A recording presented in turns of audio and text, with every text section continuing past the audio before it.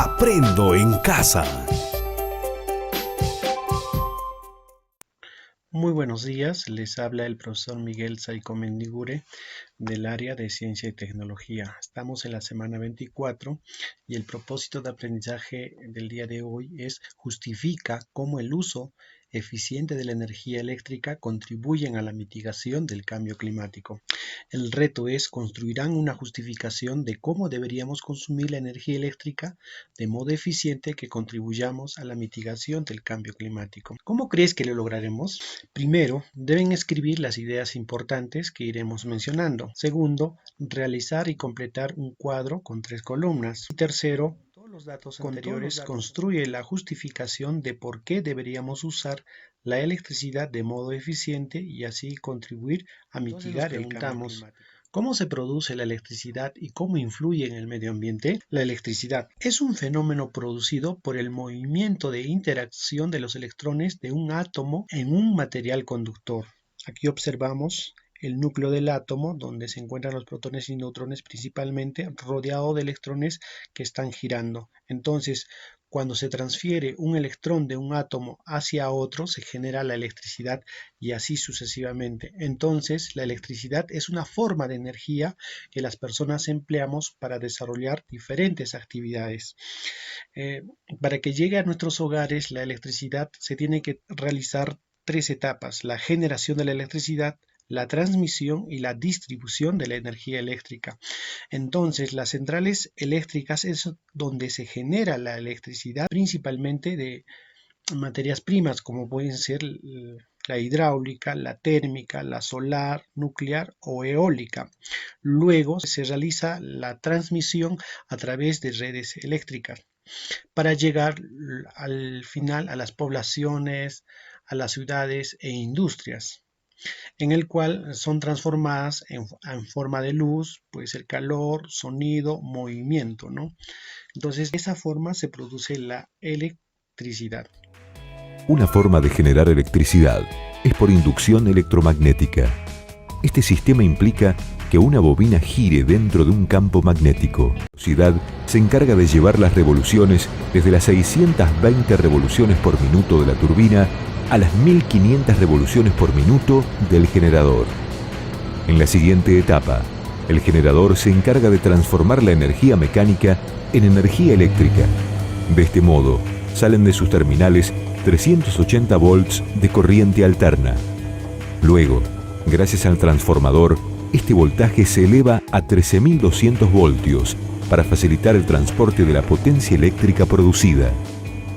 En lo que respecta al tablero de comando, es el encargado de mantener constantemente la frecuencia de 50 Hz. ¿Dónde se produce? Se produce en la central eléctrica. Entonces, es una instalación capaz de convertir la energía mecánica obtenida mediante otras fuentes de energía primaria en energía eléctrica. La central termoeléctrica utiliza el calor que se desprende de la quema de combustibles fósiles, por ejemplo, que pueden ser el gas, el petróleo, el carbón. Entonces, estos producen el dióxido de carbono, que genera gases de efecto invernadero. Aquí tenemos una estructura en la cual se quema el combustible, vale decir, el petróleo, el carbón, sirve para calentar el agua y se produce el vapor de agua que hace girar las turbinas, y estas turbinas transmiten la energía mecánica al generador y este generador lo transforma en energía eléctrica, el cual es transportado hacia el transformador, el cual eleva la cantidad de energía y es transferida a través de redes eléctricas.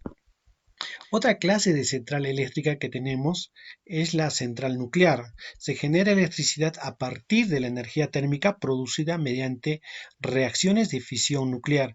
Aquí tenemos un neutrón, impacta un núcleo atómico muy grande que se divide en dos, generando grandes cantidades de energía. Entonces, este proceso ocurre dentro de un reactor. La fisión nuclear del uranio, del plutonio principalmente, esa energía se utiliza para calentar el agua y entonces se genera vapor de agua a altas presiones. La presión de vapor hace girar las turbinas y entonces el generador lo transforma en energía eléctrica, la cual se transfiere al transformador que eleva la cantidad de energía y luego va hacia las redes eléctricas, hacia las ciudades. Es la central hidroeléctrica. Para generar la electricidad se emplea la energía potencial del agua almacenada en los embalses o represas. Aquí el embalse tiene grandes cantidades de agua, el agua fluye y hace girar las turbinas, por lo cual este movimiento mecánico transmite al generador y este generador produce energía y luego va al transformador que eleva la cantidad de energía y luego es transportado por redes eléctricas, ¿no? La central eólica utiliza el viento para obtener la energía mecánica mediante el movimiento de las aspas de molino, o también llamados aerogeneradores. Entonces, estos aerogeneradores principalmente tienen las aspas o palas. Luego tenemos el multiplicador, ¿ya?, que aumenta la velocidad de giro. Luego tenemos el generador que genera la electricidad y luego los conductores que transmiten la energía eléctrica. Entonces, aquí tenemos el parque eólico, ¿no? La central eléctrica geotérmica es una de las fuentes de energía renovable menos conocidas y se encuentra almacenada bajo la superficie terrestre en forma de calor y ligada a volcanes. Es la que proviene del interior de la Tierra. Aquí tenemos, por ejemplo, el calor de la Tierra, el cual se inyecta grandes cantidades de agua. Entonces el agua, se genera el vapor de agua, por lo cual sube por las cañerías. Esta presión de vapor hace girar la turbina y esta turbina transmite la energía mecánica al generador de energía o alternador, produce la energía y va a un transformador que eleva la cantidad de energía y es distribuido a través de redes eléctricas. Aprovecha la dinámica de las mareas para generar la electricidad. Es una forma de energía con un gran potencial que sin embargo está siendo muy poco utilizada. La central eléctrica fotovoltaica utiliza la radiación solar captada a través de paneles solar. Van a capturar los fotones que impactan en la superficie del panel fotovoltaico que tiene silicio y entonces se produce la electricidad, va hacia un inversor, luego a los transformadores y luego a las líneas de transmisión de alta tensión y luego hacia los hogares. Entonces, por ejemplo, nosotros acá en Perú tenemos la planta solar de Inti Pampa. También hablaremos sobre los hábitos de consumo de la electricidad y cómo influyen en el cambio climático. Toda actividad humana siempre genera un impacto ambiental, aunque alguna de ellas en mayor o menor proporción, ya que la materia prima que se emplea tiene su huella de carbono. En cada una de nuestras casas tenemos un conjunto de artefactos que consumen electricidad. A ello se suma nuestra necesidad de iluminación, por lo que a fin de mes tenemos que pagar un recibo. Según estudios realizados por instituciones ambientalistas, una familia en una ciudad grande puede producir hasta 14 kilogramos de dióxido de carbono por hora.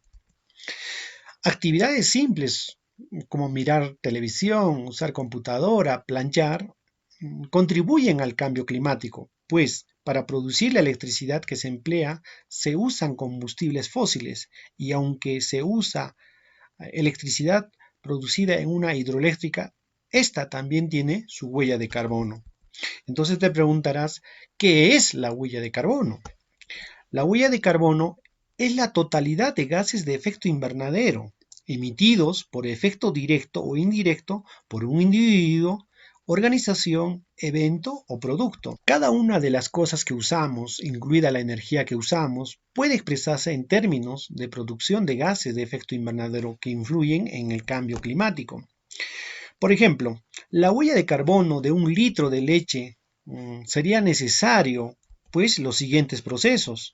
Por ejemplo, producción de la materia prima, el transporte de la leche a la planta de producción, procesamiento de la leche en la planta, empacado de la leche, transporte para su distribución a los centros de venta, consumo, disposición final del envase y así sucesivamente. Todos ellos dejan una huella de carbono, como podemos observar aquí. ¿Qué es el efecto invernadero? Consiste en el calentamiento de la superficie terrestre y de las capas bajas de la atmósfera debido a un exceso de radiación solar que, al no poder escapar hacia el exterior, queda atrapado y provoca un aumento progresivo de la temperatura. Aquí tenemos un efecto invernadero natural, es decir, cuando los gases invernadero se encuentran en una proporción adecuada, lo cual permite que la temperatura atmosférica mundial tenga aproximadamente 15 grados Celsius. Pero, ¿qué sucede cuando las industrias aumentan las emisiones de gases invernadero, como por ejemplo el dióxido de carbono, el metano, los óxidos de nitrógeno? Entonces, estos gases de invernadero atrapan el calor y entonces dejan escapar en menor cantidad hacia la atmósfera el calor, entonces elevándose la cantidad de calor y elevando la temperatura del medio ambiente. Los estudios de huellas de carbono determinan que la producción de dióxido de carbono por hora es la siguiente. Por ejemplo, en este cuadro podemos observar que una secadora, el uso de una secadora, aproximadamente casi 4 kilogramos de dióxido de carbono por hora. Y también tenemos las microondas, aproximadamente 1.365 gramos de dióxido de carbono por hora. Todas las actividades, ya sean indirecto o directo, siempre emiten gases de efecto invernadero. ¿Qué es el consumo fantasma? Es el consumo de electricidad de los aparatos electrónicos que tienen dentro un transformador y están conectados permanentemente a la red. Es el consumo de los aparatos cuando están en stand-by, listos para ser usados en cualquier momento con un mando a distancia o con pulsar un botón. Por lo tanto, aumenta el precio que pagamos por el consumo de electricidad cada fin de mes. Entonces, lo que debemos hacer es utilizar un supresor de picos y desactivar. ¿Qué podríamos hacer en casa para poder disminuir este consumo de electricidad que influye en el cambio climático? Primero, identificar en qué utilizamos la electricidad. Pensar cómo podemos usarlos de manera más eficiente. Y algunas de las acciones que puedes realizar individualmente y en familia son las siguientes acciones. Por ejemplo, comprar aparatos eléctricos de alta eficiencia, es decir, que sean ahorradores. Y también debemos reemplazar en casa los focos incandescentes por focos LED. Entonces, estas que consumen menores cantidades de energía, por ejemplo, consume 3 watts o 8 watts o 12 watts, dependiendo de la cantidad de iluminación que tengamos. ¿Y por qué los focos LED no gastan tanta energía? Es que solamente emiten luz y no calor. Entonces tenemos diferentes formas de focos LED. Las recomendaciones que se les hace es reducir el consumo eléctrico, la climatización e iluminación eficiente en los hogares, utilizar transporte sostenible, un consumo responsable, utilizar el apoyo de energías renovables, utilizar las 3 R's, reducir, reutilizar y reciclar, conservar y potenciar los sumideros forestales. Y también ya decídete, cambia a LED y ahorra mucho dinero.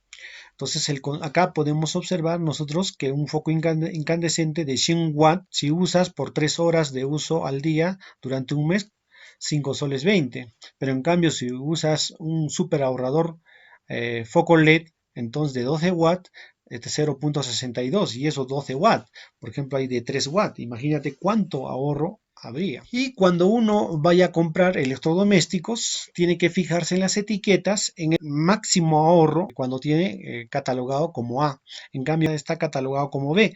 ¿Qué significa B? Que tiene un 45 a 25% del consumo energético. En cambio, si hay un producto electrodoméstico en el cual tenga el logo la A, significa que hay un ahorro del 45% de energía. Entonces hay que identificar también que tenga tecnología inverter, ¿no? Por último, tiene que realizar el reto, ¿no?, de la semana 24 y tiene que completar el cuadro, en el cual en la primera columna debe escribir las actividades diarias que realizas y que necesitan electricidad. En la segunda columna, escribir el tipo de artefacto que utilizas, puede ser televisor, radio, computadora, laptop y así. Y el tiempo que permanece conectado a la electricidad. Y en la cuarta columna, ¿cómo crees que es el artefacto que usas influye o no en el cambio climático. Y por último, construir una justificación de cómo deberíamos consumir la energía eléctrica de modo eficiente que contribuyamos a la mitigación del cambio climático. Entonces, les agradezco mucho de haberme prestado su atención. Hasta la próxima.